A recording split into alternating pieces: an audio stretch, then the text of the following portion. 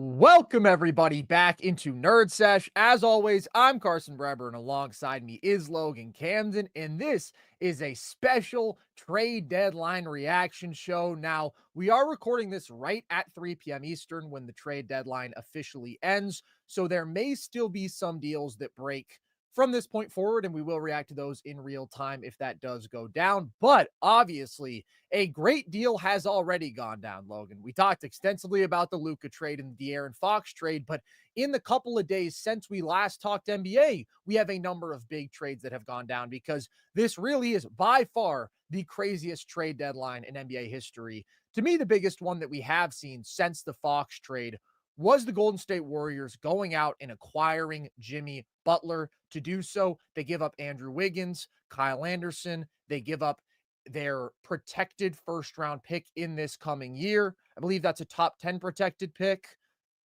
Who do you think won this deal, Logan? What do you make of this for the Warriors to start with, since they're the one getting the big fish? I think this is mutually beneficial, but I do think this is a win for the Warriors. And honestly, Carson, the reaction to this trade kind of surprised me across the association. A lot of people feeling as if the Warriors overpaid or if the Warriors lost this one.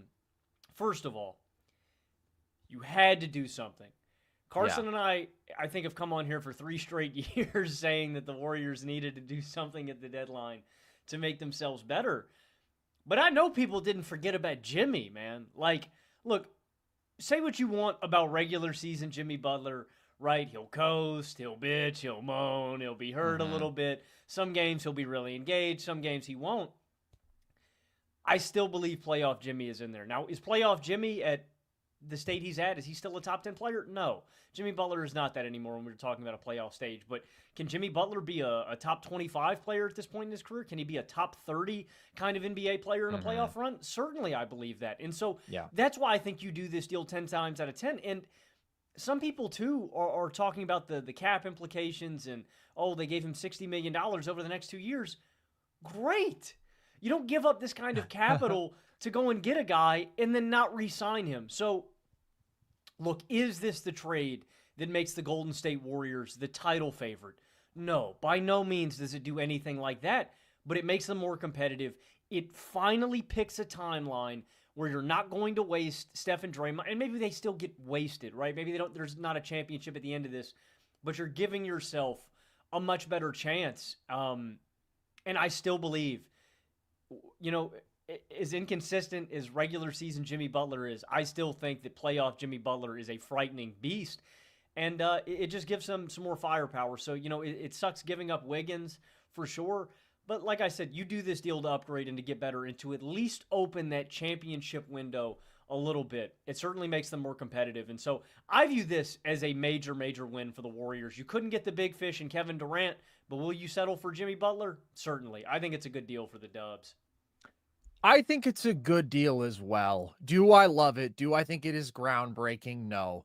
But you're talking about the move that could make them the title favorite.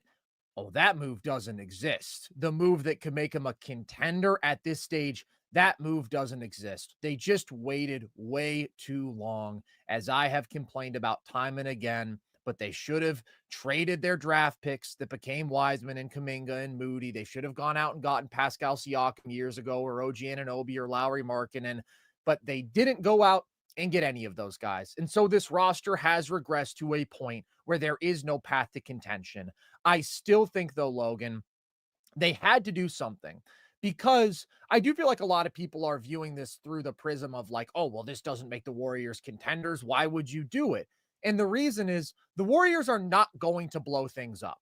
I think most of us can look at the current state of this basketball team before the Jimmy trade and say that that would be their best course of action, objectively, to blow things up, to try to get a wealth of assets for Steph and whatever you can for Draymond and just start the rebuild, right? You've already been trying to straddle these 2 timelines, which is incredibly stupid, but you might as well pick one timeline to lean into.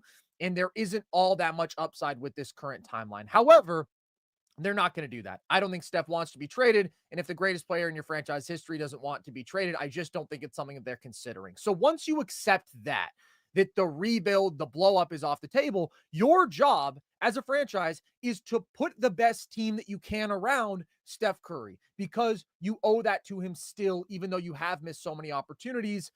And I think that this is a move that accomplishes that. It makes them a better team than they were before the deal. Because, like you said, you can have your concerns about Jimmy, availability, attitude, totally fair. He'll probably miss 30 regular season games. The spacing in the Warriors front court is certainly not ideal, bringing him in alongside Draymond and TJD or Looney, these non-spacing fives. But the Dubs desperately, desperately needed that high-end creator alongside Steph. We have seen that the load on him is just way too much at this stage in his career. The Warriors' offense without him on the floor has performed worse than the Wizards by offensive rating, and the lack of skill alongside him is just disastrous. Jimmy Butler is still that bona fide star when he's on the floor. And like you said, I feel like a lot of people are selling that short. This season, when he plays, he's giving you 20 points, 6 rebounds, 6 assists per 36 minutes on 64% true shooting. So still elite efficiency, And that's like really Jimmy good per minute production. What, man? Like what? Like 75, 80%? That's Jimmy coasting. He still gives you that. And when it comes to getting himself a bucket and creating offense for himself and others, he is really, really good. 94th percentile pick and roll score this season. That's insane. 78th percentile isolation score. He is still one of the premier mismatch attackers in basketball. This big physical forward who gets to the line at an elite rate, who is a really good mid-range shot maker, who is never sped up, and then who is also a plus playmaker and a real plus defender when he wants to be. A really good off-ball defender, and alongside Draymond, I think those two in the front court are going to do a lot of damage defensively. But offensively, that creation is the most important thing. The fit for Jimmy isn't ideal because of the lack of three-point shooting. I think it's okay, though, because he does do other positive stuff off ball with his cutting, with his offensive rebounding. It's a decent enough fit to certainly justify the talent upgrade, in my opinion. So this makes the Dubs a noticeably better basketball team. That justifies this to me. Does it launch them into a tier where I think they'll win a playoff series? No, I would still be really surprised if this team won a playoff series. But the combination of high-end talent, Steph and Jimmy, what they can do offensively, Jimmy and Dre, what they can do defensively, and this team does have a good defensive foundation, period. It just takes them up a level. It makes them a more serious playoff sort of team. And you hit on the exact point that I would with the Jimmy contract, right? A lot of people are freaking out about that. Look, if you're going to make the trade, you give him the extension. You're not going to risk just letting him walk. So I like that they got that done right away. And anywhere else, Jimmy's age, in that sort of dollar value, I would say, no, thank you. I'm out. 35-year-old Jimmy, I'm not paying him $60 million a year for the next 2 years. The Warriors are a true exception because age, money, they're just not really an object for this team if they believe in the talent that they're acquiring. All they are trying to do, all they should be trying to do at this stage is put a good basketball team around 36-year-old Steph Curry, which means we'll pay Jimmy for 2 more years because we think we got 2 more years of star Steph Curry. That's fine. That's all that matters. So I think that this was a good move for them. It's not a home run. It doesn't change everything, but they did something, and I'm happy about that. Yeah, and that's exactly the point, man. You've opened a 3-year window for yourselves. You've established the timeline, right? Like, we don't have to sit around here and on our hands and wait for the Warriors to make a move and to figure out what their course of action is. They've established it. At 3 years, we got a chance to win another title potentially out west. With this big three. And it's contingent on a lot of things going right? Jimmy reaching that star level that we know he can reach in the playoffs. Steph not having off nights, right? Draymond pulling his weight and doing his thing. But I think they got noticeably better. And I don't think they're gunning for a title window at all, I'm just honestly. saying, I think they're just trying to do justice to Steph, which I appreciate, by putting good basketball players around him. They're just not going to fucking suck over the next 2 years, right? Like, it's not like the Warriors are ever going to bottom out. So it's like, why even bother if you're not going to blow it up? Like, open the, it's not a door. The Thunder have a championship house.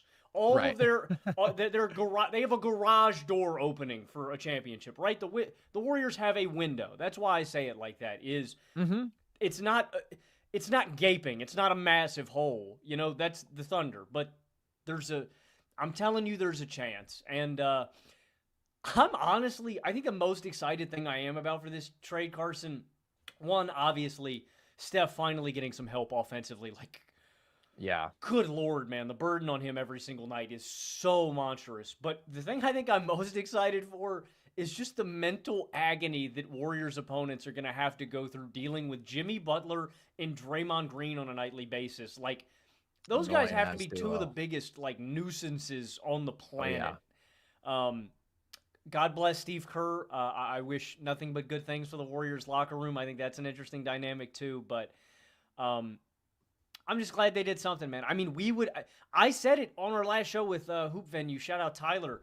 The Warriors were the biggest losers of this trade deadline because they didn't do anything.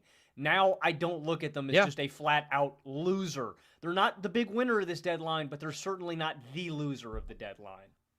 I agree. And they also had the depth to go out there and make a move like this, right? Like they sent out Kyle Anderson and Dennis Schroeder, who have both since been rerouted. Neither of them are actually landing in Miami, but that leaves them with this group of Steph, Jimmy, Draymond, their You didn't two give up centers. Kuminga either, man.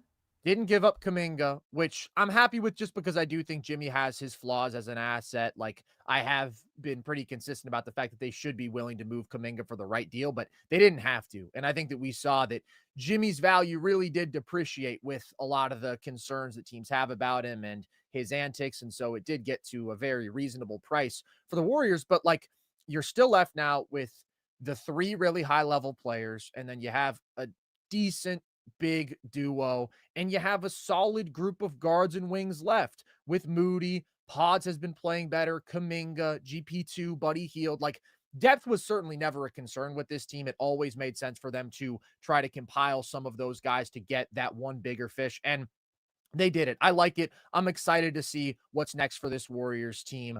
I am not overly optimistic. I just think they are going to be better. For the Heat, I think a lot of people might look at this haul and they might say, this is not enough for Jimmy Butler.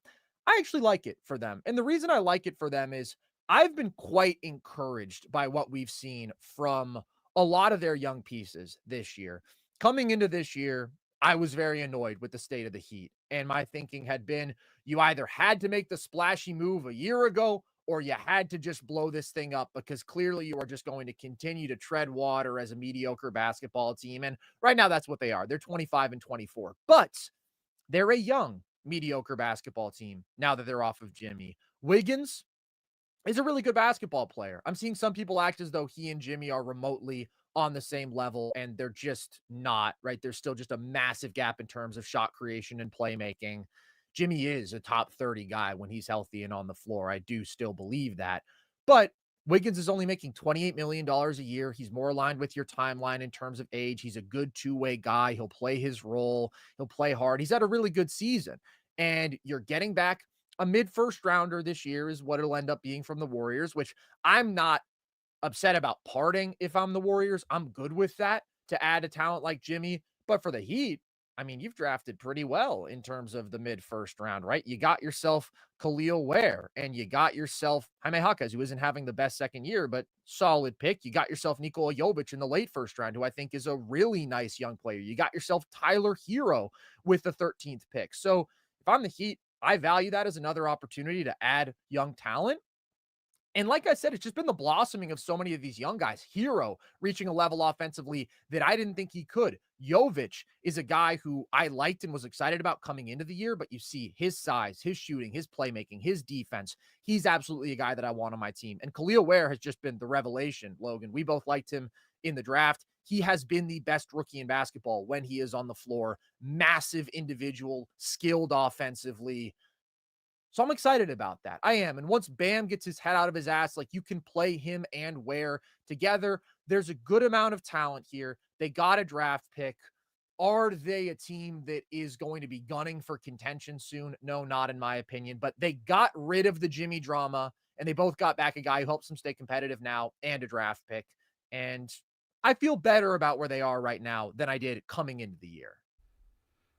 Yeah, I mean, I like Miami's future. That's really the selling point here. Is I mean, there's no window now. Like the spacing sucks too bad. I think that there's not enough talent here, obviously, to do any actual damage out Right. east. But Ware has been really intriguing. I loved him out of the draft. I couldn't believe he fell to Miami. And like, you think of the perfect archetype of a player they needed. They needed size, they needed athleticism, and they needed skill. Ware checks all those boxes.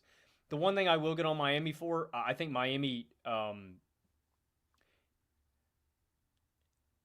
you got to see you got to know when the time is right to move the deal. And I think they just waited way too damn long to move Jimmy. I said it in the offseason. Yeah. I thought the correct way to deal with, like, don't get me wrong, they didn't get a bad package back. I just think that if you had traded Jimmy in the offseason, if you were Miami and could have seen this coming, they could have gotten a lot more back in the offseason, right? That's when more teams have all that cap flexibility, when you can do sign and trades, when they can load you up with a boatload of picks, right? There's just way more flexibility with rosters when you move guys in the offseason. Here you got to make the salary work. You got to make sure that you're getting compensated. It's not a bad haul back for Jimmy by any means. And Andrew Wiggins isn't chopped liver. Andrew Wiggins is a really good basketball player. Yeah. He's bounced back in a big way this year. Like I said, I have concerns about their fundamental roster construction right now, especially spacing, right, with Wiggins, Adebayo, and Ware as your front court. That's not ideal. But considering the circumstances, I thought Jimmy was an untradeable for asset at this deadline. I thought Miami in a lot of ways was just going to get caught holding the bag. So I think this is mutually beneficial for both teams, right? Warriors get better, and the Heat get something back for Jimmy when I think they would have just lost him as an asset outright. So I don't think they dealt him at the right time. But hey, they're not the Chicago Bulls, right? They didn't hold on to these guys and let them leave in free agency. So there is something to be said for that. I don't love it. Big picture, I agree with you, though, because it was very clear that even when they made the finals in 2023, that was a crazy-ass, very strange run, and they needed to add talent.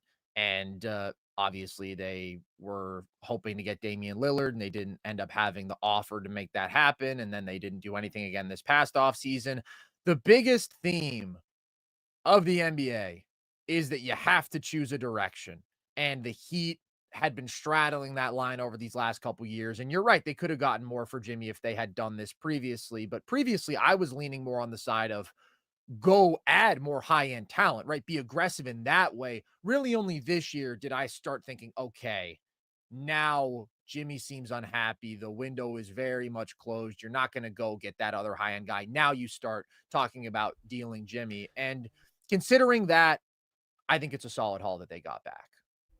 Yeah, to be fair, if I had known that Hero was going to take a leap like this season, I may have felt differently in the offseason. I just felt that they were so far away from actual contention last year. But like I said, man, you didn't wait. You made a move. They didn't hesitate. You get a first. Wiggins is still an intriguing asset, I think, if you want to move off of him or just play him.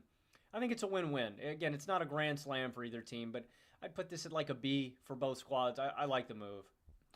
Yeah, I think that seems about right. I think that it's like a slight but solid plus move for both teams.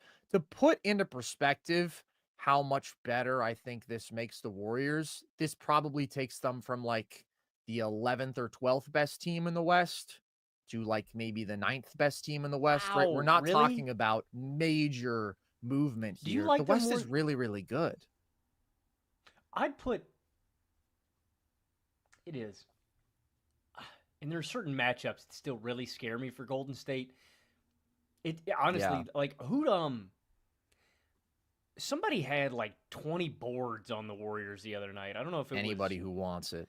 Literally. I still think that matchup problems will arise with Golden State. Like, I think even against a Houston with their kind of athleticism and size, I think that could be problematic. I think Memphis is really problematic in a hypothetical. There are teams that I don't like them getting, like the Clippers too, with a big zoo. I just think that's hard to match. But I think I'd put Golden State closer to Memphis or a Houston. Oh, like you're higher on them. I just think those teams are still a lot more talented. Would you have them over Minnesota or behind Minnesota? I think I would probably have them right behind Minnesota. That one's close. Minnesota does have that reliably elite defense. They have Ant, who could be the best player in a matchup between those two teams, but I think him and Steph are on very similar levels as players right now. I think that Minnesota is still a bit more talented overall, but like I do really like the combination of Draymond is your elite defensive anchor. Steph is your elite offensive engine. and then Jimmy really giving you that star clear plus value on both sides of the ball. And like everybody's responsibilities around them now are scaled down, right? You don't have to have Pods going out there and trying to score 30 like he did the other night just to ultimately lose Man, to the Utah up Jazz. 11 with with I 3 know. minutes to go, man. That was a brutal watch.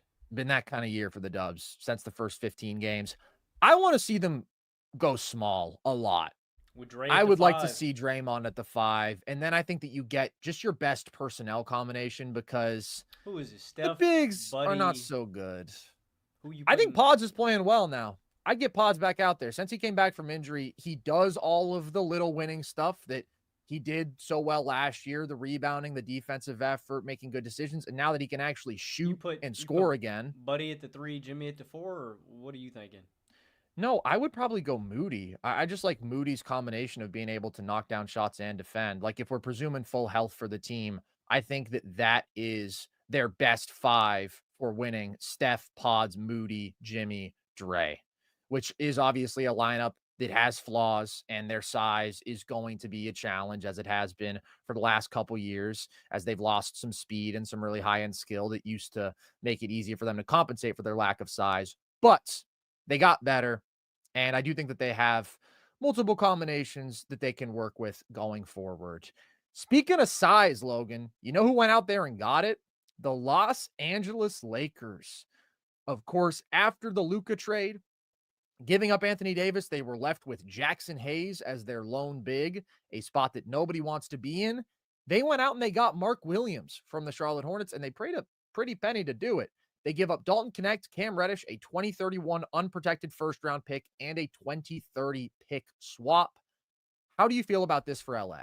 I love this for Los Angeles. I love this for Charlotte too. First of all, now that you moved off of Anthony Davis and you have this extended timeline, those picks are way less valuable, right? Like if you were going to give up those picks, that was always the hang up when we were talking about these hypothetical trades for the Lakers to get better when they had LeBron and AD is, all right, well, we can give up that 29 first, we can give up that 31 first, but we are probably going to be one of the worst teams in basketball, and those picks are going to be around top 5. Now that you have Luka, you're presuming that you're going to be a good team basically year in, year out, and this addresses their biggest need. First of all, Mark Williams is having a really good year. On the year as a whole, he's 16, 10, and 3 on 63% true shooting with over a block a night, over 3 offensive boards a game. Over his last 10, though, 20, 12, and 3 on 61% true shooting, 1.5 blocks a night, 4.4 offensive rebounds per game with over 6 free throws attempted per game. And you just think about this is exactly what this team needs. A big body in the middle that can eat on the glass, that can protect the rim. And, I mean, you think about what he's going to be able to do with Luka. This is a 7-foot guy with a 7'6.5" wingspan. Like, Luka enhances those really simple role guys. Like, this is no shade at Gafford or Lively. They're really good centers, right? But alongside a guy like Luka, he just makes them so much better. I think we're going to see that effect with Mark Williams. Like, he's a good center as is, but I think Luka is going to enhance him and make him even better. And I really like the Lakers, man. I really like the Lakers after this move. Like, the offense is going to be unreal. Even down Luka, watching this team go to work with Reeves and LeBron the other night, they were humming. I mean, they were just hitting everything, it felt like. I love this. I think – I don't know, man. I'm just trying to figure out where I have the Lakers in the West now, dude. The Lakers, I think, are better. I think they're better after these moves. And now that they've got Mark, they got their biggest need. Fucking Lakers, man. I think they crushed this deal. This was their biggest need. They can't keep getting away with this. Maybe I have a little bit more concern about this move than you do. I think How this so? is kind of a boom or bust deal for them because I think that Mark Williams is very talented. He's young. He is at the need of all needs for the Lakers, right? They desperately needed to go out there and get a big, but I think that this really hinges on 2 things, how successful this deal is. Number 1, and this is the biggest, Mark Williams' health, because this is a guy who has That's had fair. back problems, who has played 85 games now in 2.5 seasons in the NBA.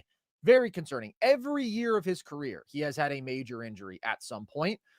And the other thing is his defensive development, because Mark Williams has insane defensive tools, right? He is 7'2" with a 7'7" wingspan, massive, massive human being, decently mobile, bouncy, but he hasn't been an effective rim protector statistically at any point in his NBA career. And this year, he just hasn't been a very good defender.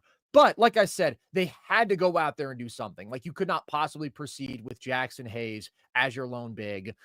I just wonder if a Walker Kessler was out there for a similar price, would you have rather done I that don't know if you can you really get a guy like Walker Kessler for what they gave from up? Danny Ainge? Well, he's Danny Ainge, so he's a fucking dick. I So mean, maybe not from Walker. him, but this is I a lot, dude. I mean, it's a lot, but I mean, Now, they Red. probably won't ever use the swap because they're the Hornets and the Lakers are the I mean, I Lakers. was Like, just gonna what say. are the chances the Lakers would have the higher pick? Not high. I mean, in my opinion, like Reddish isn't a rotation guy for you right now. Like, No. he's a playable wing. Connect, I like a lot, but I view him as pretty expendable with the offensive talent that the Lakers have. Yeah, I agree, considering their situation. But he is good. He's a very talented scorer. I mean, it's just going to hinge on how good and how available Mark Williams is. But that's what I'm saying. Mark Williams, compared to Walker Kessler, has a lot more offensive ability. He has more upside. But the two question marks that I have with Mark Williams, I don't have at all with Kessler, because Kessler is already an elite defensive defense big, and availability, and he's healthy. And so that's where I just think this is a gamble for the Lakers. Is it a gamble that's worth taking? Probably, because of the talent and because of the need at the position. But I do wonder if there were alternatives out there that were safer, maybe a little bit cheaper, or of a very similar price. When it comes to Mark Williams's fit here, though, offensively, he is going to be a monster. You mentioned his production already in Charlotte: 16, 10, 3, 63% true shooting. He is now going to what is literally the best situation ever in NBA history for a big who plays like he does. Never before have two playmakers of the caliber of Luka and LeBron played together on a basketball team. And Mark Williams is the exact archetype who is going to benefit from that immensely. He is an elite vertical spacer, lob threat, roll threat, with his size, with his bounce, as I talked about. He's an awesome offensive rebounder, and he does have a little more than just that to his offensive game. He moves pretty well in the paint. He's got solid balance, solid footwork. He's got a basic little post game. He's got decent touch. He's got decent passing feel. Like, none of those traits are real clear pluses for him, but he isn't just your super basic lob threat, finish at the rim sort of big. He's really good at that. And then he also brings you solid value in some of the other areas around that offensively. So he's going to go crazy offensively. Like, he is exactly the sort of big that they would have wanted to add on that side of the ball. Sorry, I just thought of another guy. Would you have preferred the Lakers go out and get a guy like Jakob Poeltl instead? That's an interesting one. Their age is more of a factor because Kessler and Mark Williams are so similar in terms of age. Williams is going to fit this new timeline with Luka. Yeah. And that's the reason that I think I prefer Williams, because of the future upside that you have with him. But right now, I do think that Poeltl is the more sure thing because of the same two things: rim protection and availability. And those are all the questions about Mark Williams. Defensively, he needs to be more active as a drop defender. Like I said, he's never been an effective rim protector statistically. Like, players shoot better than their average against him at the rim. That just should not be the case for a dude with his physical tools. It shouldn't be the case for any center.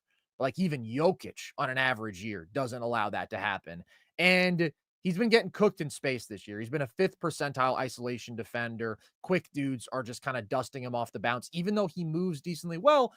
I think a lot of it is engagement. I think a lot of it is effort. I think a lot of it is, I am a Charlotte Hornet and I am a young Charlotte Hornet. And like, there's not a harder situation to take defense seriously and to really maximize your ability there. He absolutely has the profile, the tools to be a plus defensive big. And even when he isn't playing super hard or being super active, like, he just takes up so much space, man. He is one of the biggest dudes in the league. So I am optimistic about his defense in LA because of the change in situation, because of what his role is going to be, but he does have to improve a lot there. Mm-hmm. And he is not the sort of anchor who is going to save this defense, clean up everything on the back end, which I think a lot of people might have that perception because of his athleticism and size and because a lot of people don't watch the Charlotte Hornets, and I can't blame them, but that's not who he is at this stage. This is still going to be probably like a bottom 8 defense because they are really bad at the point Hmm. of attack. And I again, he mean, hasn't shown that ability to be a plus defender, has the tools, hasn't shown it yet. But offensively, he's a perfect fit. And like this can truly be an elite top 3 sort of offense because the creation is nuts. The shooting on the wings is really good. Austin Reeves as a third option is really good. And now they found the perfect big. This offense can shred anybody to pieces. And I do think that Mark Williams at least makes them more respectable defensively than the alternative, but it's not going to fix them on that end. But I like the Lakers. I do. I mean, they would be my number 6 team in the West right now. I said, I just need them to get that starting caliber center, and they're there, and they did it. I think I'm a little more encouraged about it than you. I mean, I think that, uh, Would you take them over Memphis yeah, or probably, Dallas? maybe. Really? I don't know. I mean, I'd have to think about that but I'm a little bit more optimistic about the defense because now you got a guy like DFS where that's at least one less liability on the floor. Jared Vanderbilt is healthy. He looked good. Mm-hmm. And because of how great the offense can be, I think you can stomach having a non-offensive oriented player like Vando, right? You can stomach running lineups with him out there where, he's not super inclined, but your offense is going to be fine, right? You just need that kind of defensive personnel. And then I just think they needed a guy with this kind of size too, right? He's not a good defender at this stage in his career, but you think about the hypothetical matchups that the Lakers could run into in the playoffs, right? If you run into a Denver, well, you need somebody at least size-wise to match up with the Jokic. You run into Minnesota, you at least need a guy size-wise to match up with Gobert. The Clippers with Big Zoo, the Mm-hmm. Grizzlies with an Edie and a Jaren Jackson Jr., right? You just needed For somebody sure. that can at least match bodies, and I think they have other defensive wings that I like. So, I don't think this is going to be an above average defense. I think at best they could be a slightly below average defense, but Mm-hmm. I still kind of like that recipe with the kind of offense that the Lakers are going to have. So, I'm a little more optimistic, I think, just a little bit than you. Maybe I just need to see it. Right now, I just think Memphis is more talented top to bottom. Depth is an issue with this team. I really like DFS, really like DFS. Vando, I love defensively. I just have my concerns about his playability offensively.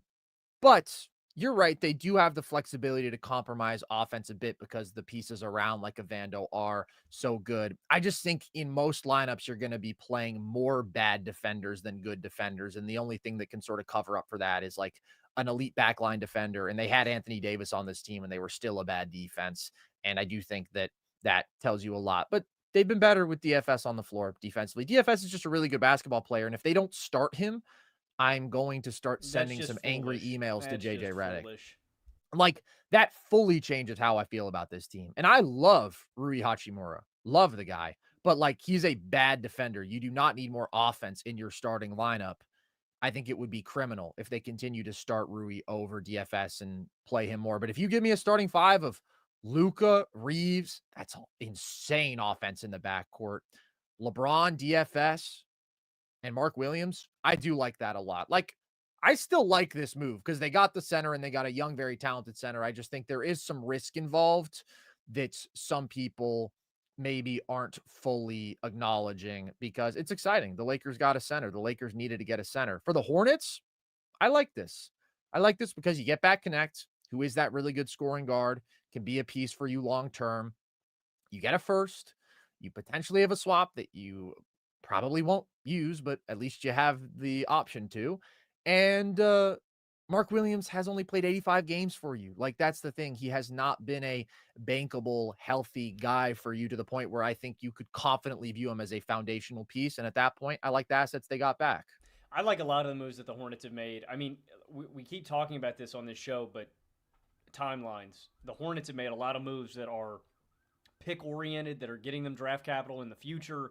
And I just like that ideology for a young team. Like more picks, more chance to hit on really good players, more chance to get stars, more chance to become a better basketball team. And that is the one thing, though, that I thought was strange about this, right? Do the Hornets know something about Mark Williams and his availability and health that they're so eager and okay with giving him up? That is the interesting thing about Charlotte to me. Yeah. I don't know if it's some secret. I think it might just be Yeah, the 85 yeah. games in 3 years. I do think the Lakers are clearly a top 5 offense in basketball now, at least. Might be top 3. You go Denver, Cleveland, New York, LA, Boston. I think that's like a pretty clear top 5. And is there an intruder in your home, Logan? Yeah, I'm gonna have to get off. This cat is going crazy right now. Bro is having the cat attack. All right, well, I'll carry. This is what I was born to do. Yap. We've got another trade that is big news around the NBA, and this is a weird one. Brandon Ingram is going to the Toronto Raptors for Bruce Brown Jr., Kelly Olynyk, 1 first-round pick and 1 second-round pick. What do you think about this, Logan? Do you like this for Toronto? I've used this comparison for a lot of teams in the past. Like Toronto feels like the island of misfit toys right now, dude. Just like, oh, you don't want a basketball player? I will take him on. I Yeah, I real. honestly really like this move for New Orleans because I think all indications point that they weren't going to bring BI back. So I like them just getting something back. Again, we always do this, but like the Bulls not trading DeRozan last year, right? He just walks in free agency and you don't get anything. I mean, I think they ended up getting like, I don't know, Duarte or Sign and trade, some yeah. goofy sign and trade. But like if you had traded him at the deadline, you would have gotten real capital back for him, right? And so on one side, I do have to applaud New Orleans for just biting the bullet and saying, all right, we need to get something back for Brandon Ingram. But for Toronto, that's where I really wonder. Like, don't get me wrong, I don't think either of the guys they gave up in this deal are a part of Toronto's long-term outlook. Right, Bruce Brown, Kelly Olynyk, I don't think factor into their long-term basketball plans. But does Brandon Ingram? Like, Ingram could just walk, and you would have surrendered 2 picks and 2 players. That I think that's why I like this for New Orleans because. Well, I was under the impression that they may move Bruce Brown or Kelly Olynyk again at the deadline because I think those are also very intriguing assets for winning basketball teams, right? I Uh, do like Olynyk in New Orleans. I like them having a stretch big. Actually, I hadn't thought about that. I was hoping they were going to deal Olynyk to the Warriors so they could have like another That reliable would be stretch nice. big. So I like that they have 2 assets that I think contending teams would be interested in if they still have them under contract. But again, that's where I'm scratching my head with Toronto for a few reasons. One, if Ingram doesn't like it in Toronto or he doesn't like the fit or anything about it, he could just leave in free agency and you've just given away assets for Mhm. nothing. Two, the fit's weird to me, man. Oh, With yeah. there's no spacing like with Quickly, Barrett, Ingram, Scotty, Pirtle. I mean, all right, guys, I'm just gonna try to get you to shoot threes. Like the spacing to me is just horrible with Toronto. Brandon Ingram, I think, is a good player. I would have liked him in a lot of other situations where he's like the number 3 on a contending team or a number 2 on a contending team. Toronto is still really far away to me. I'm going to be honest, dude. I don't know. I don't really understand this trade for Toronto whatsoever. Yeah. I'd give it a C minus, maybe. That's being Mhm. generous, I even feel. Yeah, that feels about right to me. Maybe I would give it a C because this seems to just be like a pure buy low move. And I get buying low on a 27-year-old top 50 player. I just don't think I like the end game here because there is an impending contract to be paid to Brandon Ingram, right? Like you said, he was going to be a free agent. Now, they wouldn't have had the cap to sign him outright, so that's why they ended up trading for him. But you're already paying RJ Barrett $28 million dollars a year. You're paying Emmanuel Quickly $32 million dollars a year. You're about to be paying Scotty Barnes $38 million dollars a year. That'll be up to $51 million dollars by the end of his next contract.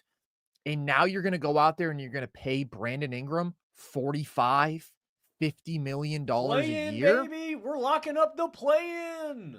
Like they are just locking themselves into a roster construction that makes no sense, is extremely clunky with the amount of dudes who need to have the ball in their hands here and also the non-shooting that you're getting from RJ. BI's not a volume 3-point shooter. Scotty, like you mentioned, Pirtle having to play a big alongside all those guys. That is just like kind of gross to me, very weird.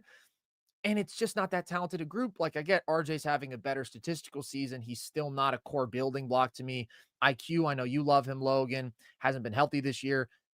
It's kind of a big contract Steep for ass him. price for Quick. Like, I like Quickly, man. Yeah. That's a lot of bread. It's a lot of money to be paying Emmanuel quickly. And I'm not the biggest Ingram guy. I don't think he would justify the contract he's probably about to get in a vacuum. in this situation with the existing What players do you and the think it existing is? contracts they have, 40 plus? yeah. Oh, I think it's going to be 40 plus. I mean, he's a guy who is viewed as a star in his prime. Those guys get paid a whole lot of money in the NBA today. This just feels like a fire sale waiting to happen to me, where you don't get great value back for these guys because they're all getting paid so much, but you're like, "Oh, we can't keep riding it out with this roster." It feels to me like they have built this roster too purely with the mindset of like, okay, who's available, who we like in a vacuum as a talent at this value that we can get, and then we'll pay that guy. And like, I just don't like it. I just don't like it at all. I don't like what Well, they're building to. it's also contingent on a couple of other things, and that's Scotty Barnes taking a tangible leap. And I know people look at raw numbers with Scotty, and it's so hard, in my opinion, talking to Scotty Barnes fans because he actually has a decently rabid fan base. But like, I He think the does. raw numbers suggest that Scotty Barnes is way better than he is, and like, he's just still so limited offensively, and that was the knock on Hmm. him when he came into the league. Is just the fluidity. It wasn't smooth. It was janky, and it's still herky jerky with Scotty. And I think Scotty is like I think Scotty could be a winning player on a different team, but like again, Yeah, this is all contingent on Scotty becoming your number one. It's not contingent going to on happen. RJ Barrett developing and becoming your number two. I don't like the odds of that happening. It's contingent on Emmanuel quickly continuing to get better to justify the contracts that you're paying these guys. And I don't think the Raptors have their number one. They're a team full of threes and fours. That's just not going to put you over the top. And yeah, I don't say this to be mean, but like none of these pieces fit together in my opinion. I don't think they have a real number one offensively. Like I like Scotty's all around game, but he's still not there. Yeah, I don't know, man.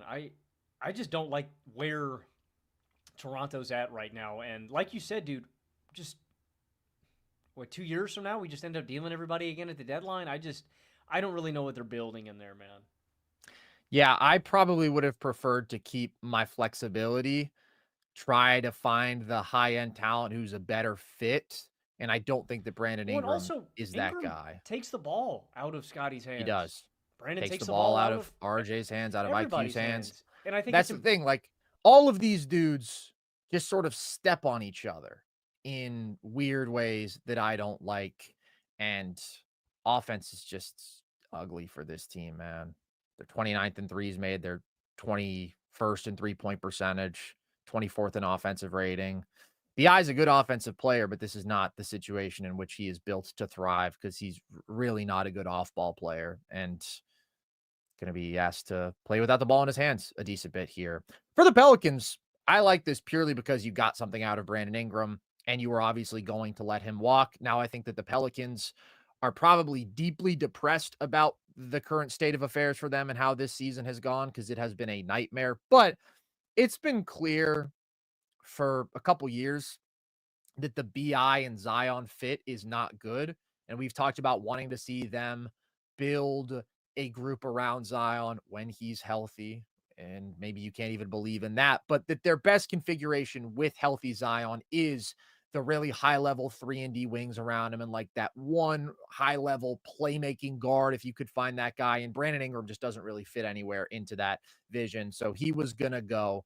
And instead they got back a first and they got back Kelly Olynyk in a second. And Bruce Brown, I think, will just be gone after this year, but solid basketball player.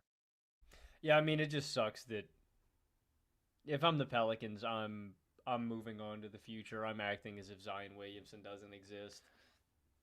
Dude, the Pelicans are in such a rough place, dude. I feel so bad for them. This season has just been nasty, but at least Trey Murphy has been hooping out of I mean, Trey is control. that guy. Trey is that guy that you're talking about. That kind of archetype that works perfectly alongside Absolutely. Zion. And that's what sucks is I mean, fully healthy. I still don't hate New Orleans, right? Herb Jones, Trey Murphy, Zion, Eves Missy, like. But again, man, to be a great basketball team, you got to be healthy and you got to have your star out there. And I think Zion is firmly in that tier of I just wouldn't expect him to be healthy. And as we said at the time, the DeJounte trade, not looking good. I forgot Dejounte even existed, if I'm being honest. 39% from the field this year, under He's 30% from he's three. the second least efficient 15-point per game scorer in basketball. Kyle Kuzma's got him beat. Yes, sir. Wow. Look at that. Shout out Kyle Kuzma. Yep. Well, we'll talk about that after a quick break for some words from DraftKings. This ain't the little itty bitty teeny tiny bowl. This is Super Bowl 59. Get it on the action at DraftKings Sportsbook, an official sports betting partner of Super Bowl 59. Scoring touchdowns is key to hoisting the Vince Lombardi Trophy, and you have a shot to score big by betting on them all at DraftKings Sportsbook, the #1 place to bet touchdowns. Ready to place your first bet? Try betting on something simple like a player to score 6. Go to the DraftKings Sportsbook app and make your pick. New DraftKings customers can bet $5 to get $200 in bonus bets instantly. Download the DraftKings Sportsbook app and use code NERDS. That's code NERDS for new customers to get $200 in bonus bets instantly when you bet just $5. Only on DraftKings Sportsbook. The crown is yours. Logan, you mentioned the great Kyle Kuzma. He is on the move, headed to Milwaukee. Leaving Washington, the Wizards will get in return Khris Middleton, AJ Johnson, and a pick swap. We will start on the Milwaukee end of things here. How do you feel about this for the Bucks? I don't get it. Yeah, I mean, you mentioned it right before we went to break. Kyle Kuzma is the least efficient 15-point per game scorer in the league. Like, I don't know who the hell these dudes think Kyle Kuzma is. Like, and I get that. I understand that Khris Middleton has had his injury problems, and they've lingered for 3-4 years now, where he's barely available in the regular season. Sometimes he's missing playoff action, but like I still really like Khris Middleton's game, and especially what he does for this team. Like, it's not just the scoring. Like, I really like Middleton as that connecting playmaking piece within this offense. Like, he's a legitimately good passer. And his numbers are down this year because he's not playing as many minutes, and they've been really conservative with, forcing him out there and making sure that he's always available. But I just think it's a downgrade. And like, I get you want more speed, you want more athleticism, you want some youth, some perimeter defense, and I think Kuzma can bring you some of that. But I still just think Khris Middleton's a better basketball player at this point in his career, and he's the guy I would rather have. Like, you needed more defense, you needed more athleticism, and I get that Kuzma can do some offensive stuff, but I just know what Khris Middleton is. I think he's a really sure thing as long as he's available, and I really like his game and how he fits here in Milwaukee. He's been in Milwaukee so long. I don't know. I don't like this deal for Milwaukee. I would have rather preferred to have kept Khris Middleton. So, are you more optimistic than me? I felt like this was one of the more head-scratching moves at the deadline for me. I don't like it for Milwaukee. I see all of their priorities in this deal, and I don't necessarily disagree with any of those things being priorities. I still think that this was a bad move, though. But what they're trying to do here is get younger, get a little bit bigger, get more athletic. These are things that we have been looking for them to do over the last couple years. And they're trying to save some cap, and they're trying specifically to get under that second apron, which allows them a little bit more flexibility in terms of their roster building. But the gap between these two players is just too large to me to justify this trade, prioritizing those things other than how good is our basketball team right now? Because that's the most important thing. You're trying to keep Giannis from jumping ship, and Khris Middleton just gives you a much better chance of actually winning a playoff series this year, being competitive in a second round series, which wasn't the end goal when you traded for Damian Lillard, but that's the spot that you're in right now. And what I especially don't like about this deal for Milwaukee is that they're also giving up additional assets. AJ Johnson, who they picked 23rd overall this year, which we said at the time, Logan, was a pick that made no sense for them because they're taking the project reach guard when this is a team that desperately needed a win now contributor in the front court, a big athlete who could go out there and give you 15, 20 quality minutes day one. Doesn't matter if he's 23 years old. Well, instead, you find yourself with AJ Johnson, who's been doing some good stuff in the G League, but he didn't make sense for their timeline. Now he's already on the move. And then the pick swap, I think, has to be in 2031 because they already have either traded away or given up swaps for every first round pick they have through 2030. So they just have really no avenues to improve. And now they took away the guy who could be that third star for them. Middleton has his issues, and they are the fact that for 3 years, basically, he's either been out in the regular season or he's been on a minutes restriction. That's a problem. Obviously, he is an older guy, but when he's healthy, he is still an unbelievable shot maker. One of those dudes who can just rise up above you, make over 50% of his mid-range jumpers, elite pull-up three-point shooter, can play on and off ball, has continued to grow as a playmaker as he's gotten older. And in the last two postseasons, when he has actually been healthy compared to the regular season, he's averaged 25 points, 9 rebounds, 5 assists per game on 58% true shooting. He can step up and be that guy for you in a big spot. And I would rather bank on just getting Khris Middleton healthy for a postseason run and saying, all right, it's okay if he misses half the regular season. Let's make sure we have this dude for the playoffs than I would taking on Kyle Kuzma, who I do think is going to look better in Milwaukee. Like, I'm decently optimistic about that because he's having a horrible, horrible season in Washington. But this is not the role for him. He's not meant to be a guy who's trying to be any sort of leading offensive contributor. He's meant to sort of fit in, give effort defensively. He has good length. We've seen him be a solid rebounder.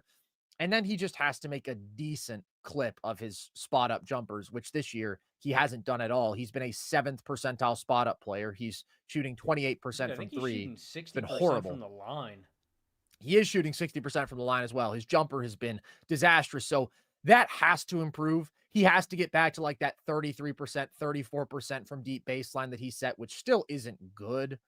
He's not a good offensive player, but he can be a plus defender, not like a big plus, but a slight one. And he can end up being a solid all around basketball player. And when I say I'm optimistic about him, that's all I mean, that he gets back to being that solid two-way contributor and isn't the sort of like destructive force that he has been to Washington this year on one of the worst teams in the league. But he's certainly not Khris Middleton, man. Even in that scaled down role in a winning situation, he can't do what Middleton can as that legitimate third guy for you.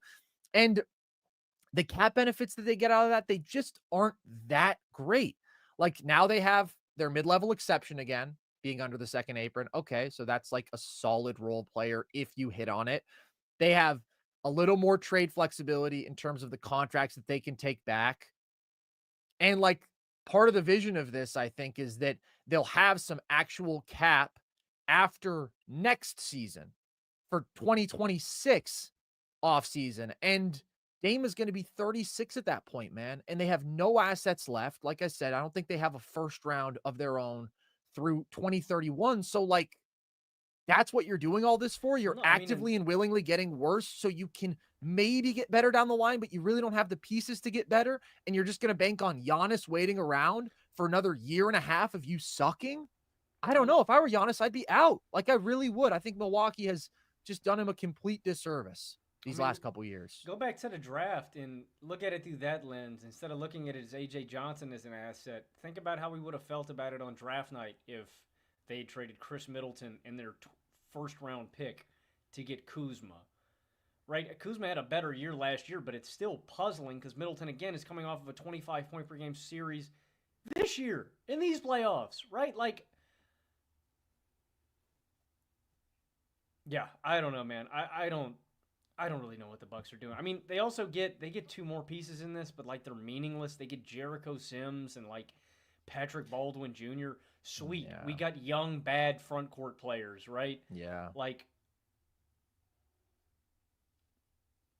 I mean, it's I guess, tough. What do you think about, like, what does this do for them cap-wise? What are they going to be able to do in free agency differently? Or, like, does this actually help them in terms of making moves in, like, free agency? No, I mean, this year it does nothing for them. And then after next year, it potentially does something for them. But, like, they still have a lot of cap tied up in these contracts. And Kuzma's contract does go down in value. Like, I think it's 23 this year, then it's 21, then it's 19. But no, they're not going to go out there and make some splashy addition. And they're not going to go out there and make some meaningful trade. It's just over. It's over. Like, the only path this team had to making any sort of playoff run to me was just the team locks in defensively. You get a really good version of Dame. You get a healthy, really good version of Middleton. And then you can put a little bit of a scare into somebody. You still don't have the supporting cast talent that obviously the Cavs or the Celtics do, and they're in a different conversation. The Knicks are clearly above them. But like to be competitive in a series against those teams, that was your path. It was counting on your big three and then just everybody else do your job. And now it's just two guys and a significant downgrade in terms of that forward spot. Like I said, I see their priorities. I don't think that they compare in importance to just keeping the better basketball player on your team, and Khris Middleton is a much better basketball player. So I just do not like where the Bucks are at. There was a period this season where they really bounced back nicely and they were playing really good basketball and caused some optimism, but this just brings me right back down to depression level when it comes to Milwaukee. You know who I am not depressed about though, Logan? Those Cleveland Cavaliers. And they went out there and they made a deal for themselves today and they got UVA legend, Logan, and their or your personal friend, DeAndre Hunter, in exchange for Karis LeVert, George Niang, three second round picks, and two swaps going back to Atlanta. How do you feel about this for Cleveland? You know, man, people always forget when UVA lost to the 16 seed, it was because DeAndre Hunter wasn't healthy, dude. It's UVA real. was down a two-way 15-point per game scorer, man. It made all the difference for that team. And they were still down like 20 in that game. They were That's getting one. their asses beat. That's top 10 for probably one of the worst sports moments of my career. That was really heartbreaking. But hey, Might be they top one sports loss of all time. I mean, the most haunting moment I will never. The Jesse James catch still makes my skin crawl. But No, I'm just saying in all of sports. I'm not saying for you personally. I mean, I it was mean, it was the literally, first ever 16 seed to beat a one seed. I mean, it was yeah. unprecedented, and that's why it also felt like a knife to the heart. But And it was a UVA, beatdown too. yeah, they ran them, and Yeah, you could see it coming. I couldn't. You could. It was there was that the way UVA played, man, with their defensive style of play, like they could never come back from deficits. It's just like if you Yeah, get up on a team, like it's like the Steelers. You drop 30 on the Steelers, they're losing. You know. give Uh, Logan Camden offense. Not anymore. Not anymore. I've retired. I've learned from the error in my ways. Anyway, so Dre is going to be reunited with former UVA teammate Ty Jerome. I think that's really interesting. And they're both also going to be Cavaliers again. Shout out. I think the Cavaliers True. crushed this trade. This is one of my favorite moves of the deadline. Um, I like Levert. I like Niang and how they fit in. But when you can get a wing the caliber of DeAndre Hunter to a team that's already set up, I mean, you go and do it. And Dre's having a career year this year. He's at 19, 4 and 2 on 61.6% true shooting. He's at almost 40% from behind the arc. Like you were getting a guy that can hit threes at a really high level, that can play defense. And to me, the shot quality that is going to be generated for DeAndre Hunter on this team is huge. Like you were asking him to just hit wide open spot up jumpers and to play his role and do his jobs and give you, a solid 20 to 25 minutes a night. I can't think of a better asset that you could have gone out and gotten. I mean, a Cam Johnson would have been interesting too, but Yeah, Dre's available. You go and do it. I love this move for Cleveland. Like, there are very few holes on this team, but if you were going to point at one, it would be that wing spot where they're missing a little bit hmm of size, athleticism, and more reliable shooting and defense. DeAndre Hunter addresses all of those things. Did DeAndre Hunter, also another one of my worst takes of all time, I said DeAndre Hunter was the top 15 player I'd like to build around. Oh, yeah, man. Oh He's yeah, going to be Kawhi Leonard one day. put He that didn't one in turn the out to Hall of be Fame. he didn't turn out to be Kawhi Leonard, but he's a good role player, and I really, really like this move for Cleveland, man, especially for them and their playoff prospects, like going up against a Boston, going up against some of these other teams out east. I think Hunter really helps them, so I love this move for Cleveland. Yeah, he's having a hell of an offensive season, man. This has been really, really impressive from him. Is a guy who can play off ball very effectively, but can also get you a little something with the ball in his hands because of his shot making at his size. And he's been an efficient pick and roll scorer, but good off ball scorer. Like I said, good spot up guy and easily the best offensive wing that Cleveland has. And I really like this for them because like their depth was pretty absurd, man. When you consider that they give up Levert and they give up Yang, and still just in terms of wings, they have Struce and they have Dean Wade and they have Okoro. And then in terms of guards, they have Merrill and Ty Jerome. Like this team has so many playable basketball players. It made sense to do something to go all in on a higher end talent. And I think that DeAndre Hunter, he's a really good offensive player. I think that this offense with him now is absolutely terrifying. I do think that he'll start. I think that he's the best all around wing just because the offensive gap between him and the other options is pretty significant. And I'm really, really excited about what that does for Cleveland. Boston is still an uphill battle, but every way that they can chip away at the overall talent deficit, especially in terms of the high end guys, is a positive for them. And they did that. Atlanta, Logan, didn't just move DeAndre Hunter. Then they went and they moved Bogdan Bogdanovic to the Clippers, along with 3 second-round picks to get back Terrence Mann and Bones Highland. What do you make of Atlanta's direction at this deadline? What do you think they're trying to do, and how do you feel about what they're doing? Get off money. I mean, I think that's why they got rid of Bogdan here, just so they could get off that contract. I don't think Mann or Highland really fit into their long term equation at all. Like, Mhm. you look at their roster and it's Risache, it's Onyeka. Ideally, it's Trey. If you can keep Trey around, right, that's always, I think, going to be a rumor year in, year out. But they've got such young talent. I think it's just about getting off of money and getting younger. I do like this move for the Clippers, though, to get Bogdan. I mean, Yeah. flamethrower offensively. You're talking about flanking Harden and Kawhi potentially with Norm Powell, Bogdan Bogdanovic, and Zubats. Like, those are two elite spot. Norm's in a different tier still from Bogdan because he's having such an I'm convinced Norman Powell doesn't miss. Like, he Oh, just yeah, he doesn't. every shot he takes is going in. He makes it look so effortless. But uh, you're getting two elite spot up, pull up shooters, 3-point flamethrower kind of guys. Terrence Mann is a good rotation guy, but you're willing to give up that for the increase in offensive firepower that you're going to get from Bogdan. For the Clippers, I love it. For Atlanta, I understand it. Not my favorite move, but clearly to me, this is signaling that Atlanta is gearing up for the future, whether that includes Trey Young or whether that doesn't. Yeah, I just don't really love the totality of the haul that they got back for Hunter and Bogey. The Hunter haul is obviously better. You don't get a first outright. You get the 2 swaps. Are you gonna use them? Probably not. The Cavs are in a really good position to be a really good team for a long time, but that one is more okay. This one, it's like you're also attaching 3 seconds just to get off of Bogey's contract, but then, like, Terrence Mann isn't on a nothing contract. He's making $15 million a year, and he's on that contract for longer than Bogey. So, yes, he's younger, but they're just downgrading talent, and they're not really getting the assets that I would like to see for them downgrading talent. Like, I agree, it seems like they're trying to get off of contracts wherever they can. And I get that their season basically just lost hope when Jalen Johnson got hurt, but you don't even have your own picks. You are incentivized to always try to be competitive because you're not rewarded for bottoming out. It's perplexing to me, and it really makes me wonder what's next for Trey Young, because how long is he going to tolerate this sort of roster building around him? Which sucks because, like, I really liked the start to the year that Atlanta had, and I do think Jalen Johnson is awesome, and I do think that they have absolutely found something in Dyson Daniels. He's one of the best defensive players on the planet, but DeAndre Hunter, really good basketball player who is now gone.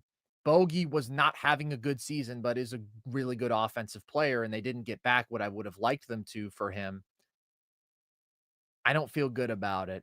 And I do wonder if maybe they are heading towards that reset eventually. But if you can't do it with the Spurs, it just doesn't make as much sense because the Spurs is the cleanest thing in the world. They just send you your picks right back, bada bing, bada boom. And now you can bottom out and you actually You're saying benefit from it. you give up Trey? That's what I would think if they were going to rebuild would be the Yeah. best way to do it. Because it's really hard to rebuild when you don't have your own picks. It's basically impossible. I don't know. I am a bit confused by what Atlanta is doing, but I do like this for the Clippers because even though Bogey's had a bad year, last year he was 17-3-3 on 57% true shooting. Awesome shooter, can handle, can get himself a bucket some. And I just love the Clippers picking up that sort of offense. They don't need another iffy shooting, defensive-minded wing. They already have Derrick Jones Jr., And and they already have Bones doesn't Chris even Dunn. factor in, man. No, Bones doesn't matter. Bones really doesn't matter. But, like, they already have the defensive personnel. I like them picking up another good offensive player, and that's good for the Clippers, who should be a really, really, really good team when they're healthy. We're getting into some of the smaller deals now, Logan, that we'll run through. But before we do that, there is a team that made one small deal, but more significantly, really did nothing of substance. And that is the Phoenix Suns, who traded away Yusuf Nurkic, which gets a brief round of applause. But of course, did not trade away Kevin Durant, which was the rumor that was really picking up over the last couple days before the deadline. Are the Suns a loser of this deadline, Logan?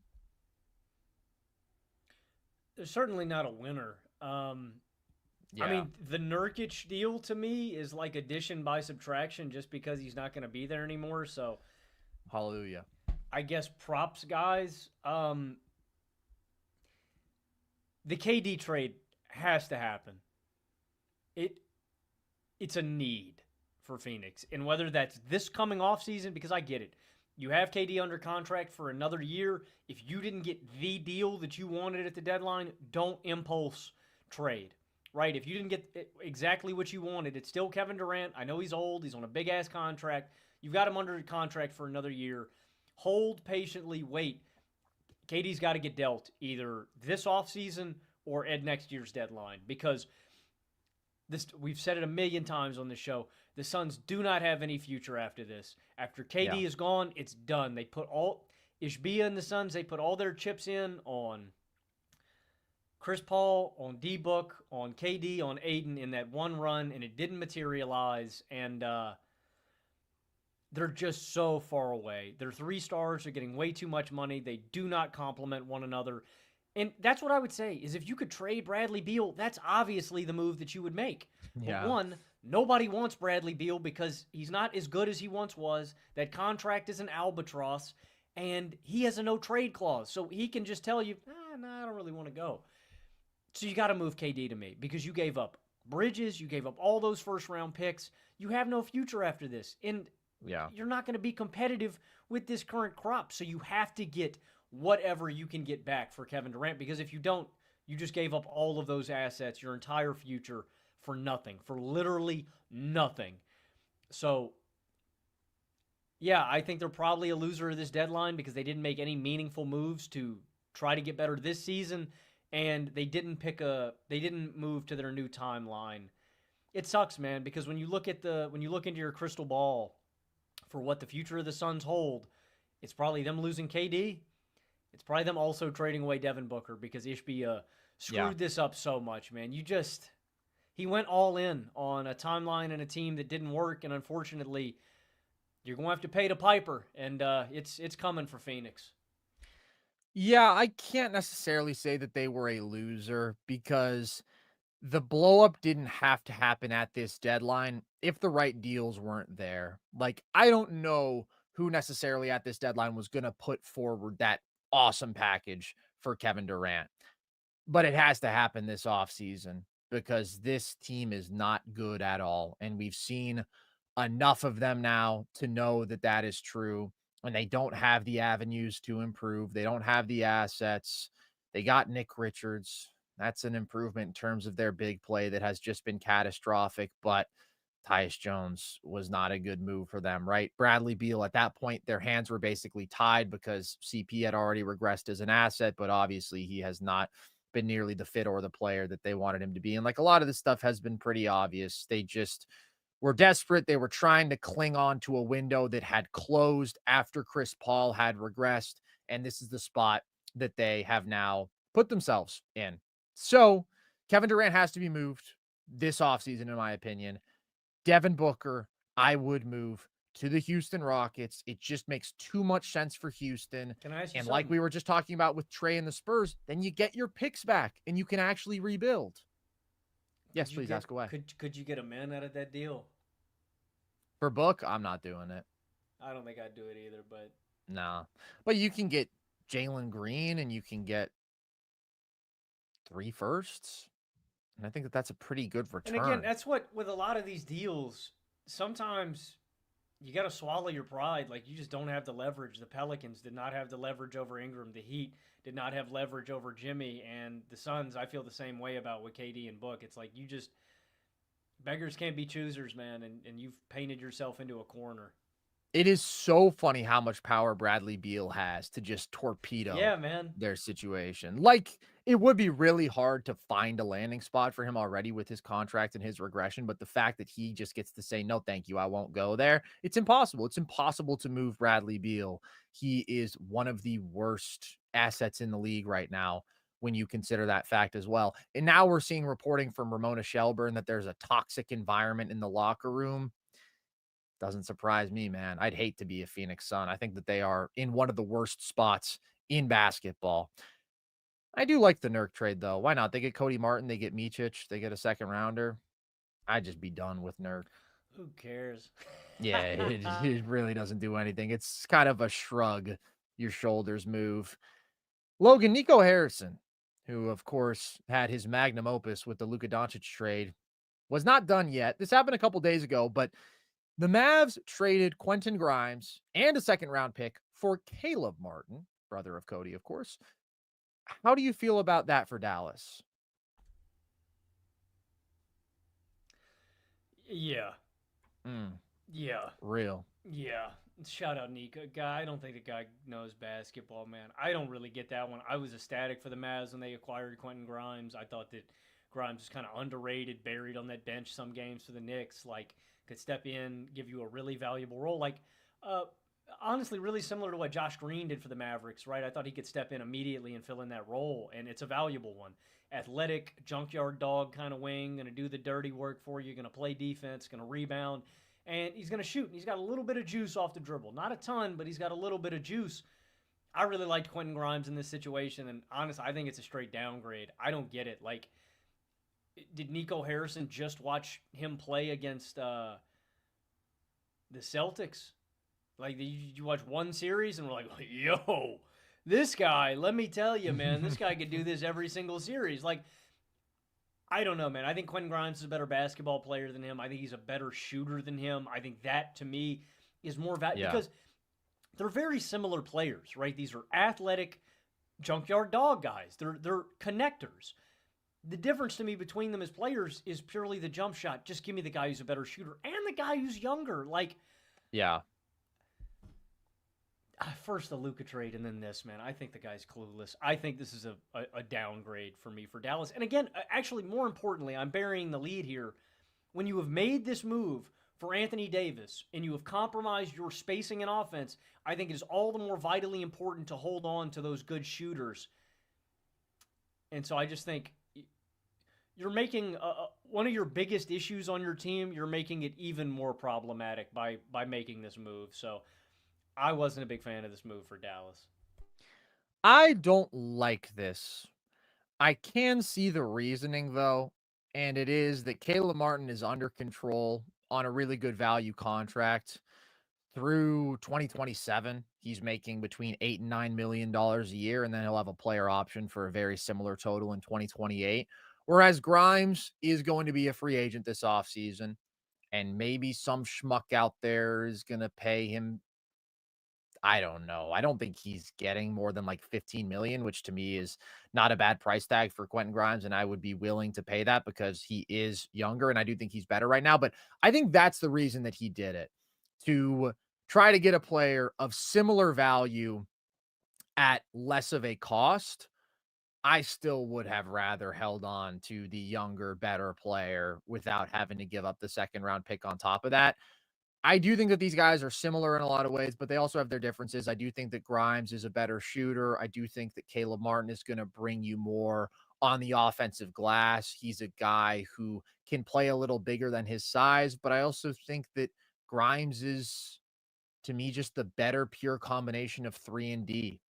I just think he's having a really good season. I wouldn't have wanted to move off of him. And also, like, I probably just wouldn't have wanted to shake things up anymore after the Luka AD trade, and I wouldn't have wanted to be like moving off of guys who have been playing well and just throw a little bit more uncertainty into the locker room. Not that that's like a big component in this. It's a business. It's the deadline. You know that anybody can get moved, but it's not a disaster. It's just a move that I probably would have rather sat out on if I'm Dallas.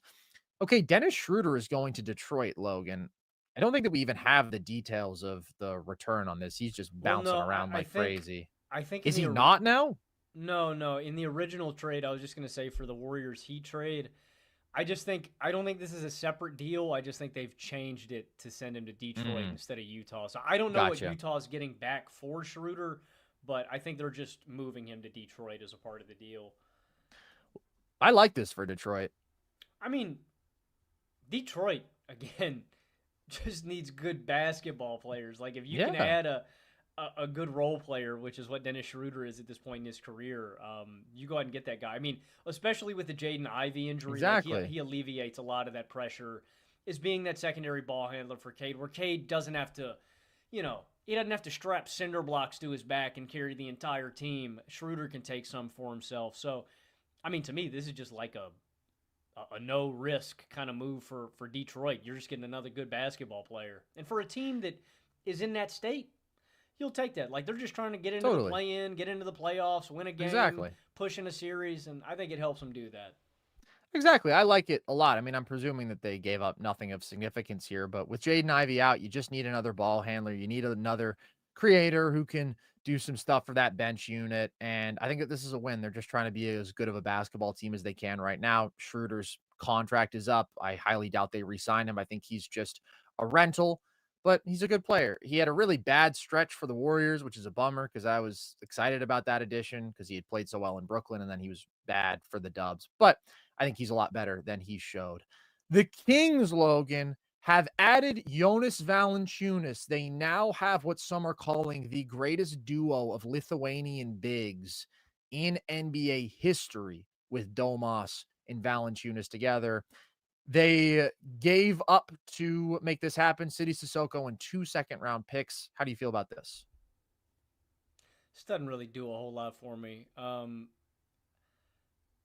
I think the Kings, after watching their game the other night against Orlando last night, the Kings defense is going to be so fucking bad. I mean, like, they just can't stop anybody. And, like, I kind of knew that going into it with, like, Levine and DeRozan. And it's just so funny to me, man, because they're all, like, solely offensive-oriented players where all of their value comes from. The defensive effort that I got from Sacramento the other night was apathetic. And so when we're looking at what Valanciunas is going to do, I do like how he can help this team. He's another big body that can take away minutes from Alex Len or Trey Lyles, right? You just have an actual big out there that's playable. And Mhm. Alex Len is all right, right? Like Trey Lyles is all right, but they're not really guys that you really want in the rotation. They can Alex have their, Len, Ukrainian. They are just yeah. fiending for the Eastern European bigs. They can't get enough. So I like it. I think Valanciunas will give you a solid 20 a night. He can attack mismatches. He can hit 1 3 a game, if he's taking them. Yeah. But I think the Kings are going to be really bad defensively, and they're just going to have. It's going to be a track meet kind of game where you're just hoping that's going to be the recipe for winning. You got to hope Keon Ellis is drilling threes, Keegan Murray is draining threes. It's a nothing burger of a move to me. And Sissoko, I do like it for the Wizards though. The Wizards are getting this weird French juggernaut. Oh, yeah. Sar, Sissoko, Koulibaly. Who knows, man? Maybe they'll just get Wemby and Risache, and they'll load up, man. They'll just have the French national team in DC. Yeah. I mean, we all know who they're looking for. They're looking for Wemby. That's the move that they're playing towards here. And let me tell you something. I think it's going to work. And I think they're going to get Cooper Flag. Wizards to the moon, baby. And now they're off of Valanciunas. This is fine. Would I want to pay him $9 to $10 million a year for 3 more years just to be like one of the better backup centers in basketball? Probably not, but like he is going to produce offensively and on the glass. And like I said, he's one of the better backup centers. Sacramento clearly is just trying to do what they can to win right now. So I'm fine with this for them. Okay.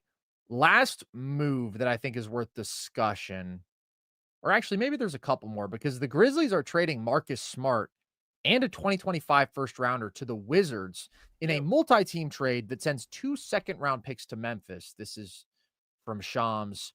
Memphis creates roster flexibility with the move, he says. This is interesting. I'm not really sure what to make of this. Yeah, I saw this break about an hour ago, and I didn't really know what to make about it either. I just think Marcus Smart, with where the Grizzlies are at, I think Marcus Smart provides a really valuable archetype for a playoff run, right? If you're getting matched up against the guy who's just filling it up, I mean, Marcus Smart is still a really good perimeter defender. Doesn't bring a ton offensively, right? Can do some of that preliminary basic playmaking stuff, setting guys up. He's not going to do anything above and beyond. He's not a special offensive player, but again, he still provides a really valuable role if you're going up against an elite scorer. He can slow them down a little bit. And so I really liked Memphis's versatility, right? It's strange to me that that's the phrasing that they use. And I get it's probably all about the money because I think Smart's on a $20 million deal this year. Yeah. But yeah, I don't know. I don't know if there's another move on the horizon for them. I don't know if Well, they're looking forward to the they offseason. also dealt LaRavia to the Kings. What? So clearly they're trying to clear up space for something. Who knows what that is? Let me try to find the details of that LaRavia deal because I saw that earlier. Yeah, I just like how Marcus Smart was going to factor into a playoff run for this team because, you know, you've got your 3 stars with Morant, with Bane, with Triple J, Edie's holding on the 5 spot, and they've got really good depth. So I would have been okay with Memphis making a deal at the deadline. I just thought it made more sense to package some of these lower contracts together to go out there and get a real star, right? If it was a Jimmy, if it was a KD, I thought that made more sense, packaging a Marcus Smart, a Brandon Clark, and a Conchar and some picks or something like that to go and get Jimmy or to go and get KD. I don't really understand this. It kind of sounds like they're just giving these guys away. Yeah, so here are the official deals of the LaRavia trade. The Kings are getting LaRavia for Alex Len, Colby Jones, and a 2028 second rounder. LaRavia is solid, so that's good for the Kings. LaRavia, versatile, he can shoot, he can play make. What are the Grizzlies doing? Because it's not like LaRavia is on a And contract Chad of has any corrected me. significance. Excuse me. So a part of the Valanciunas deal apparently is Alex Len is going to DC, so they do not have all the Eastern European bigs. Right. Well, no, but now I think Alex Len is going to the Grizzlies. What the hell? Oh, no. You're right. Alex Len is going to the Wizards. Colby Jones is going to the Wizards. But Jake LaRavia is going to the Kings. So I guess that was the final component of the Marcus Smart deal. So this was a part of the earlier deal we were talking about, it sounds like, with Valanciunas. It just became a 3-team deal with Memphis. Yeah. Okay. This is all very weird. I'm not really sure what to make of it right now.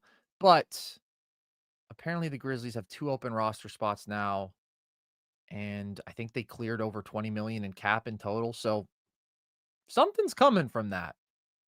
Something's coming from that. They didn't do that for no reason. And depending on what that move is, I could like this a lot because Memphis has a ton of depth and they don't necessarily need to have Marcus Smart, like just because of some of the health stuff, because of what they found with Jalen Wells. Like they have a lot of good players. They don't need LaRavia. I wonder if it's Vooch. I wonder if they're trying to get Vooch in there. I don't know. There's a lot of players that are going to be free agents this year, too. I wonder if they're gearing up for something in free agency. Yeah, that could be it, too. But interesting. Very interesting what's going down. I was just thinking about Vooch because he's 20 million. You want a center you can play alongside Triple J. Obviously, Edie's been solid. I really but Vooch like is that a real upgrade there. If they can make that happen. Yeah, I don't know. It'll be interesting to see if that's what they're building to. But speaking of Vooch, Logan, he has not been moved up to this point. Maybe something else is still going to break, but we are an hour and a half past the deadline here. Nothing has broken from Shams, at least in an hour. So if Vooch doesn't end up being moved, who is the guy who you are most disappointed that wasn't moved at this deadline? My answer would have been Jimmy, but now that Jimmy's gotten moved, I guess I'd probably say it might be Vooch, just because, or Vooch or Cam Johnson, honestly, Yeah, just because Cam I think Johnson's my answer. Just because I think both of those guys are on, I could say a Kevin Durant or somebody like that, but there's always complicating factors with that in terms of you need exact value, you need to match the contracts. There's so many moving parts. For guys like Cam Johnson and Vooch, it's like they're on $20 million contracts. Like, that's relatively easy to trade for. That's like two mid-sized, players and then some picks or something. And just because I don't want Chicago to lose out on another guy for zero value, you know what I mean? Yeah. Like Vooch ends up just walking in free agency. So for me, it's Vooch or Cam Johnson just because of how accessible those guys are on not too big contracts. And Right. I think contending teams would be really interested in adding both of those guys. I really wanted the Warriors to get Vooch after the Jimmy deal, especially because then I thought, look, you really would like to upgrade your big situation, and you would love to have a stretch big who you can play alongside a front court of Jimmy and Dre where you're not getting that floor spacing 3-point shooting.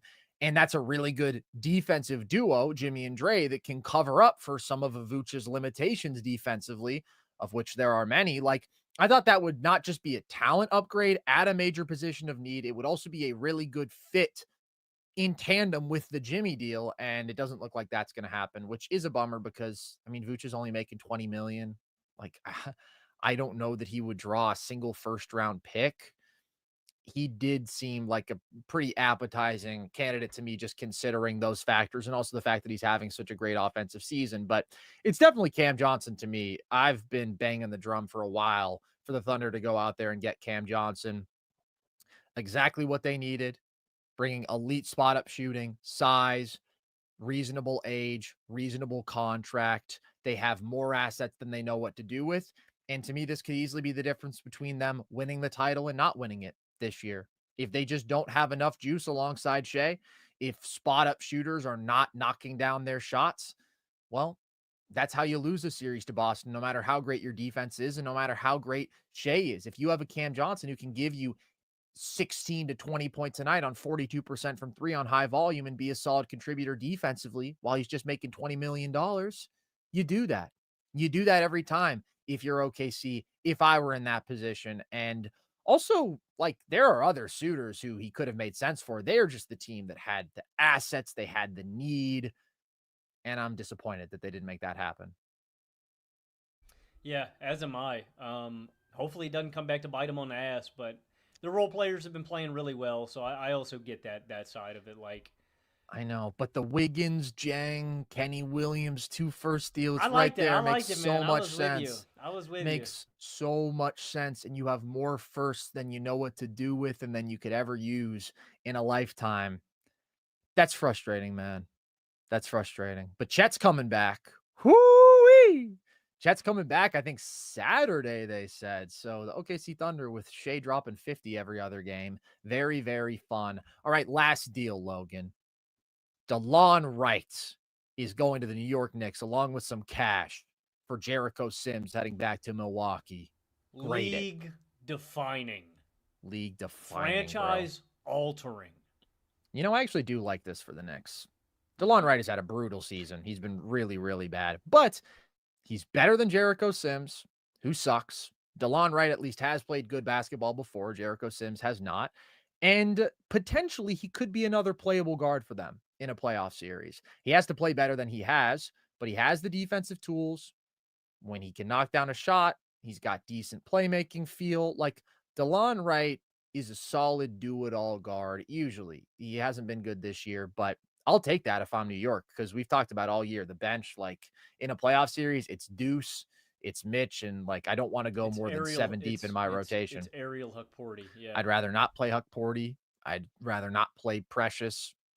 You know, I like a little Tyler Kolek, but he really hasn't played much at all for them this G year. League legend Tyler Kolek. Big ups, big ups. Campaign, I'd rather not see that jumper in a playoff series. So listen, it's a very small move, but I like it. I think that the Knicks got the better end of it. All right. I think that we've covered everything. Like I said, hopefully nothing else breaks at this point unless it is Vooch to the Warriors or Cam Johnson to the Thunder, in which case break it whenever you want. I'm really interested in what the Grizzlies are doing here. I'm going to take some time. I'm going to chew on that. I'm going to think it over because clearly something is in the works, and I'm very interested in what that is. Appreciate all of you guys tuning in. Hope you enjoyed this most momentous of trade deadlines from the Luka trade through today. I mean, there was just excitement end to end, and we've never seen anything like this. But I do think, Logan, that deadlines are just going to continue to get more and more active. Now, not literally then this season, because this season was crazy, but I'm just saying big picture, the trend, which has already been towards more and more activity over the last couple decades, is going to continue because these second apron constraints are leading teams to want to be more aggressive, getting off money if they feel like they're not in a contending spot because they want that flexibility and they don't want to have to deal with luxury tax stuff. There is so much talent in the league right now. Like Brandon Ingram, right? This is a guy who's been an all-star and he just gets dealt to the Raptors for like a first and some change. He's 27 years old. There are just so many talented players, and there are so many teams that are in a spot where they want to bottom out that are willing to move off those guys. Meanwhile, there are so many other teams that are buyers that are trying to improve. Like, it's just a reflection of the state of the NBA being the ultimate tank or contend mindset. And then the fact that talent is deeper than ever before. And then you also have the additional cap stuff. Like, this year was crazy, but I think that deadlines are going to continue to be crazy in this current state of the league. Well said. I think this is going to be the craziest ever just because I don't ever think we're going to see a player like Luka get dealt again. I agree. That was one of one. Specifically, a guy like Luka being dealt again without a grievance. You know what I mean? I think that's really the cherry on top. But I agree with you. I think we're going to see the volume go up. I think we're going to see higher caliber players get moved year in, year out. It's moves faster than any other sport, man. Yeah, sure does. All right, folks. Appreciate you tuning in. Hope you enjoyed. If you did, the good news is there's plenty more Nerd Sesh content. You can find all of it on our YouTube channel, our NBA shows, our NFL shows. We previewed the Super Bowl yesterday. Lest we forget, Logan, the Super Bowl is this Sunday. Doesn't even like feel real. Yeah, right? Like all of these trades. NBA took the thunder from the NFL, man. In Super Bowl week, De'Aaron Fox debuted last night. He played really, really well. I thought he fit in nicely. Controlled game, shot was on, playmaking well, engaged defensively. Also an Onyeka masterclass for the Hawks. He should be starting over Capella. He should have been for a couple years, but like we have all of these debuts. Luka is probably coming back Saturday. Chet's coming back. It's crazy. The NBA is in an insane place right now this week. Very, very fun. And we're talking about all of it. And you can also find our video essays on our YouTube channel where we dive deep into one topic, break down some film, give you some cool numbers. I did a video on SGA and how historic the season he's having is the other day. And I'll probably get something out about one of these moves, hopefully. So stay tuned in for all of that. And you can listen to the show across all audio platforms. You can also follow us across social, TikTok and Instagram at NerdSesh, Twitter at nerd_sesh to see clips from the show, graphics from the show when we make lists and rankings, and of course, all of our trivia content. And you can join our Discord if you want. The link to that is at the link tree across our social media bios. You can also check out our merch linked in our link tree and at breakingt.com. So with that, as always, appreciate you guys. I've been Carson Brabber. I have been Logan Camden. And this was Nerd Sesh.